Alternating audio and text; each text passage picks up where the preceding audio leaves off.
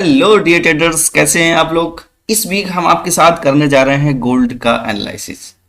इस वीक जो आपके लिए वीडियो में लेकर के आया हूं बहुत खास और बड़ी इंपॉर्टेंट है आपके लिए, क्योंकि इसमें मैं आपको एक ऐसी क्लियर पिक्चर दिखाने की कोशिश करूंगा कि जिससे आपको ये क्लियर हो जाएगा कि गोल्ड का अगला नेक्स्ट मूव क्या होने वाला है।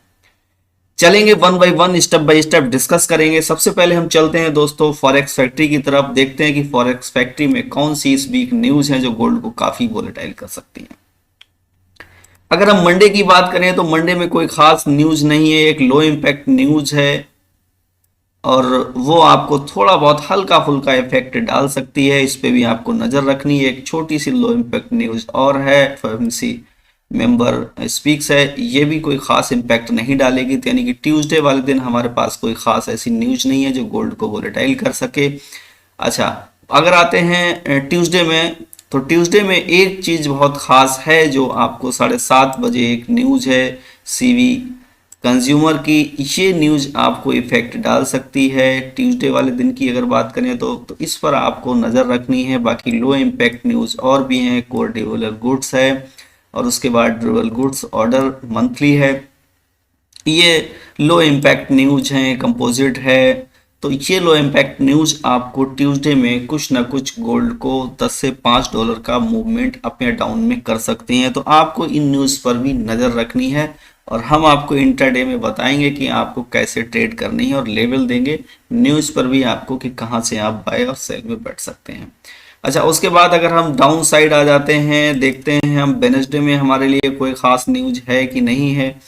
वेडनेसडे में अगर हम बात करें तो वेडनेसडे में कोई खास ऐसी न्यूज नहीं है जो गोल्ड को वोलेटाइल करे। एक छोटी सी एक लो इम्पैक्ट न्यूज है क्रूड ऑयल की, वो भी कोई खास न्यूज नहीं। थर्सडे में जरूर हमको एक अच्छी न्यूज मिल रही है, एफओएमसी मेंबर स्पीक्स है। ये न्यूज काफी गोल्ड को वोलेटाइल कर सकती है। तो थर्सडे को हमें ध्यान रखना है क्योंकि न्यूज ये इंडिया के टाइम के मुताबिक 3:30 बजे है, तो इस पे हमको नज़र रखनी है, ऐसा ना हो कि ये न्यूज़ हमसे मिस हो जाए।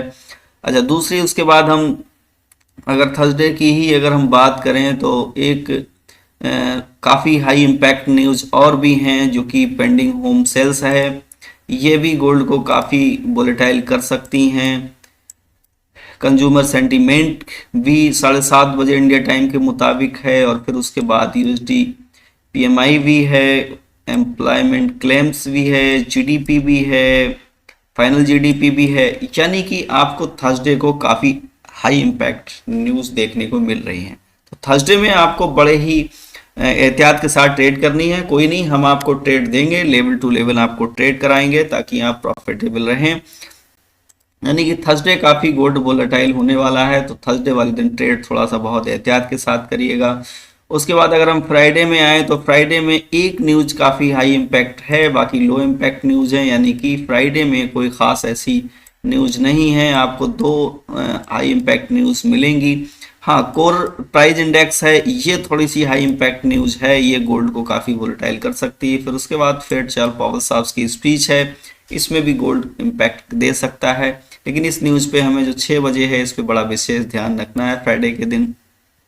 तो दोस्तों 2 दिन आप यानी थर्सडे और फ्राइडे में गोल्ड काफ़ी वोलेटाइल हो सकता है, उस पर हमें बड़ा एहतियात के साथ ट्रेड करनी है।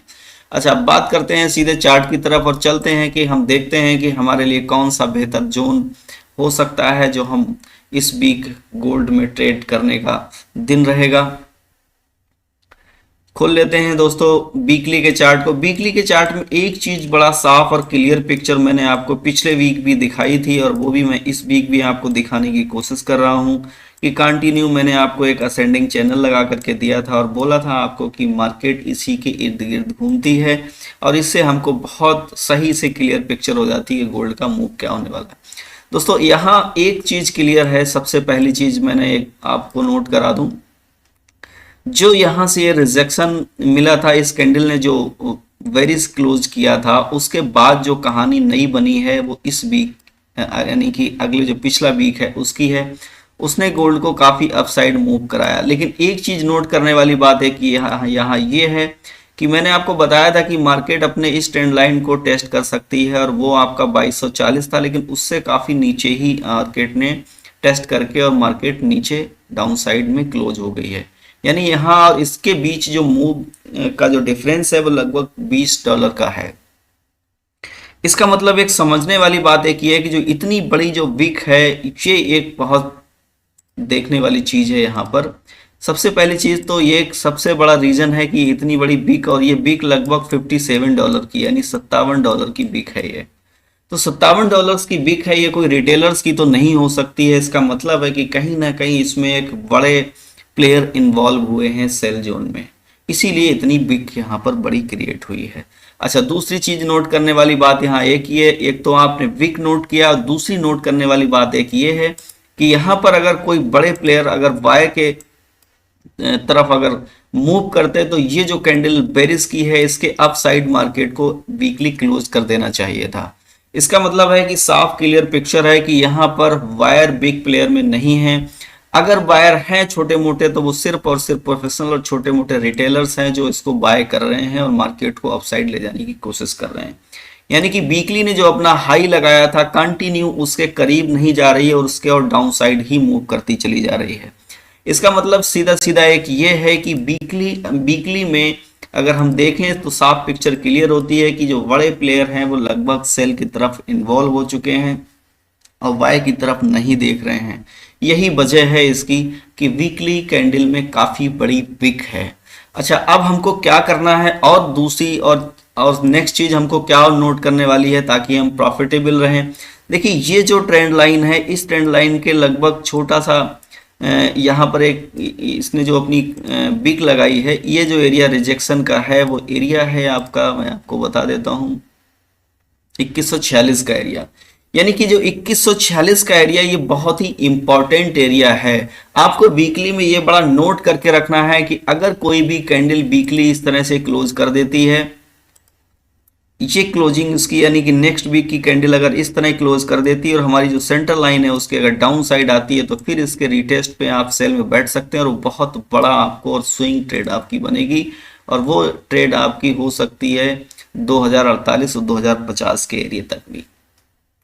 अच्छा, दूसरी चीज नोट करने वाली बात एक ये है कि जो यहाँ बिक लगाई है इसने, इस बिक को भी हमें नजरअंदाज नहीं करना है। अगर मार्केट इस बिक के अपसाइड क्लोज कर देती है यानी कि इस तरह से, तो फिर हमको फिर बाय की तरफ देखना है, सेल की तरफ नहीं देखना है। लेकिन अब इसके करीब जाना मार्केट का नामुमकिन सा लग रहा है। उसकी वजह यह है क्योंकि काफी बड़ा रिजेक्शन मिल गया है, तो कोई भी बहुत बड़ा प्लेयर यहाँ पर रिस्क नहीं लेगा।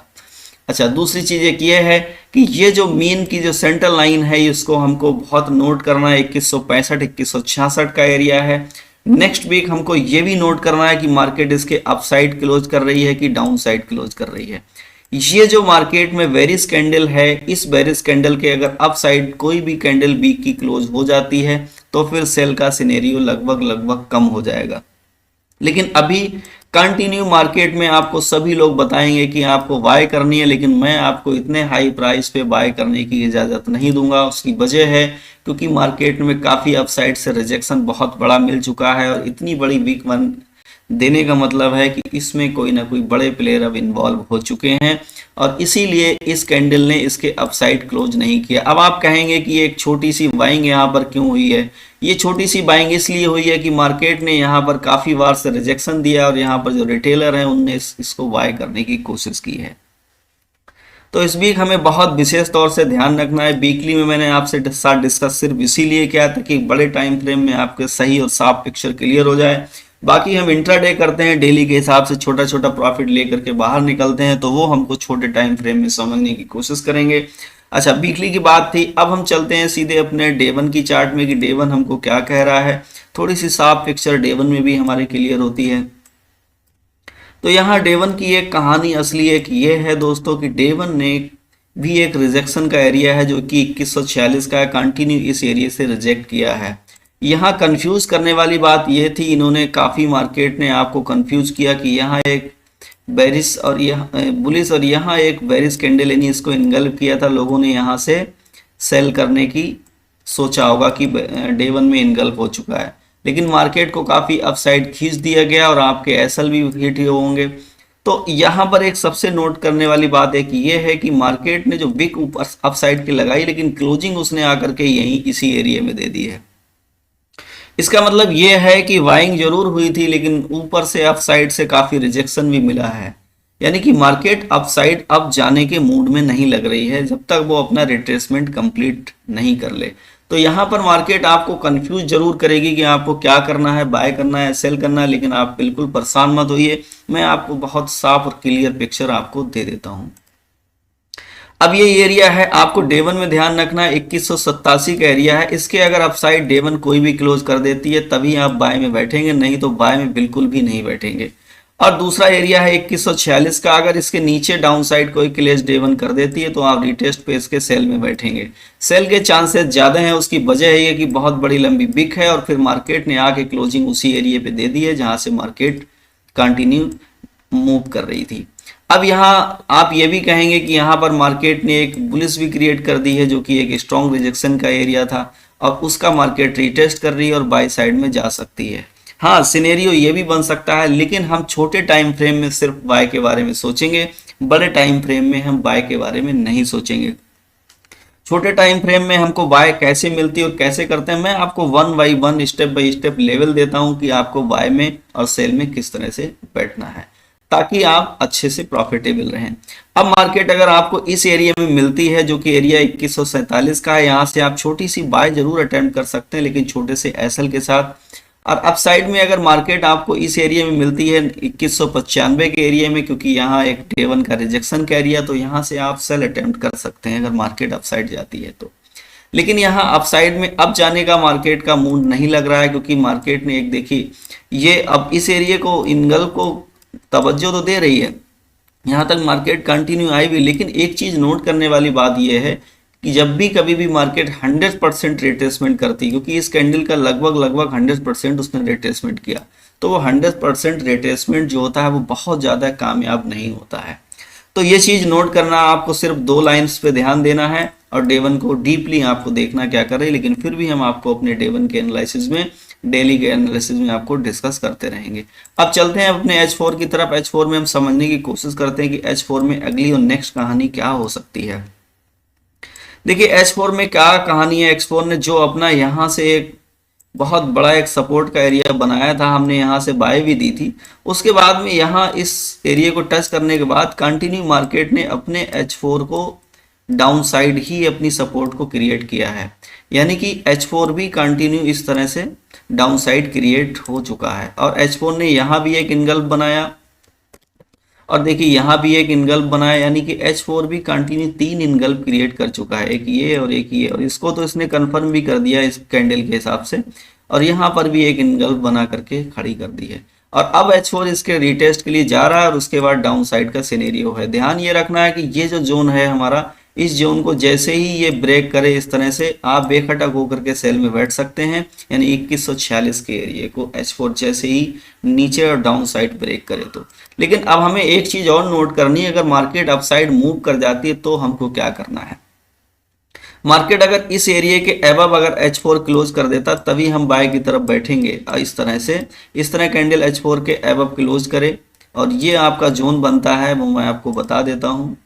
ये जोन है आपका 2174, यानी कि 2174 के एबव अगर आपको H4 क्लोजिंग दे देता है इस तरह से, तभी आपको बाय में बैठना है, नहीं तो आप बाय में नहीं बैठेंगे। ये जो रिजेक्शन का एरिया है ये सिर्फ इस H4 का रिट्रेसमेंट है। अगर आपने यहाँ से बाय ली है, जबकि हमने दी भी है अपने लेवल में, H1 में डिस्कस करेंगे, तभी आप इसमें बाय के सिनेरियो बैठ सकते हैं। लेकिन हाँ, एक चीज़ जरूर है खास, वो है वार, क्योंकि रूस में एक बहुत बड़ा हमला हुआ है, उसकी वजह से मार्केट गैप में ओपन हो सकती है और मार्केट कहीं पर भी जा सकती है। अगर गैप में ओपन हो तो एकदम से बाय में मत बैठिएगा, क्योंकि मार्केट गैप में ओपन होगी और फिर डाउन साइड मूव करना स्टार्ट कर देगी। ये भी पॉसिबिलिटी है, क्योंकि मार्केट अभी बेरिश स्ट्रक्चर में है, तो इसलिए थोड़ा सा आपको विशेष ध्यान रखना है। तो H1 में भी मार्केट अभी बेरिश साइड है अगर टेक्निकली हम देखें तो।